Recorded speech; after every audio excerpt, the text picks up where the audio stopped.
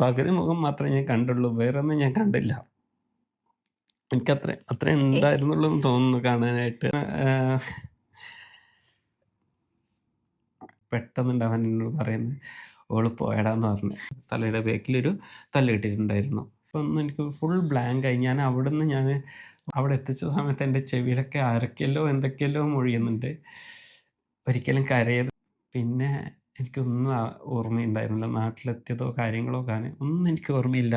ആ വന്നതിനകത്തെല്ലാം കോമൺ ക്വസ്റ്റ്യനാ. റമീസ് ഖാന്റെ പാസ്റ്റ്, എൻ്റെ പാസ്റ്റ്, നമ്മളെങ്ങനെ കണ്ട്, ഇതാണ് മെയിൻ. പിന്നെ നമ്മൾ ഫേസ്ബുക്കിലേക്കൂടെ പരിചയപ്പെട്ടത്. അപ്പോൾ ഫേസ്ബുക്കിലേക്കൂടെ പരിചയപ്പെട്ട സമയത്ത് പിന്നെ നമ്മൾ വാട്സപ്പിൽ ചാറ്റ് തുടങ്ങി. എന്ത് ദുരുദ്ദേശം കൊണ്ടാണോ എന്താണെന്ന് എനിക്കറിയില്ല.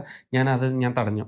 ഞാൻ തടഞ്ഞിട്ട് ജസീലനെ എൻ്റെ ഭാഗത്തോട്ട് തന്നെ ആക്കിയിട്ട് അറിയില്ല, എന്തോ അത് ഫ്ലോപ്പായിപ്പോയി. ഇവരെ ലവ് സ്റ്റോറിനകത്ത് ഇവർക്കൊരു ഡയറി ഉണ്ട്. ജസീല എഴുതി വെച്ചതാ. ജസീല എഴുതിയത് ഇവരെ മക്കൾക്ക് വലുതാവുമ്പോൾ വായിക്കാൻ വേണ്ടിയിട്ട്. അതെപ്പോഴും കൊണ്ടു നടക്കുമായിരുന്നു വണ്ടീനകത്ത്. അതിങ്ങനെ ഇപ്പോൾ ഹാങ് ചെയ്തിട്ടുണ്ടാവും.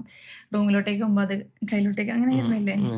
ഈ രണ്ടുപേര് കല്യാണം കഴിക്കാൻ ഉദ്ദേശിക്കുന്നത് സെക്സിന് വേണ്ടിയിട്ട് അല്ലെങ്കിൽ ഫിസിക്കൽ സാറ്റിസ്ഫാക്ഷൻ അത് മാത്രമല്ല. സ്വയം ഒന്ന് ചിന്തിച്ചാൽ മതി. നിങ്ങൾ പാർട്ട്നേഴ്സ് എങ്ങനെയാ? അത് മാത്രമേ നിങ്ങളെ ബെഡ്റൂമിലുള്ള ആ കുറച്ച് സമയങ്ങൾ മാത്രമാണോ സ്നേഹം, അത് മാത്രമാണോ നിങ്ങൾ തമ്മിൽ പങ്കുവെക്കുന്നതെന്ന് ആലോചിച്ച് കഴിഞ്ഞാൽ നമ്മളെ വിഷമം മനസ്സിലാക്കാൻ പറ്റും. അപ്പോൾ മക്കളും കൂടി ഉണ്ടാകുന്ന സിറ്റുവേഷനിൽ നമ്മളെപ്പോഴും ഫൽക്ക നമ്മളെ ഇടയിൽ ടോപ്പിക്കായിട്ട് വരും.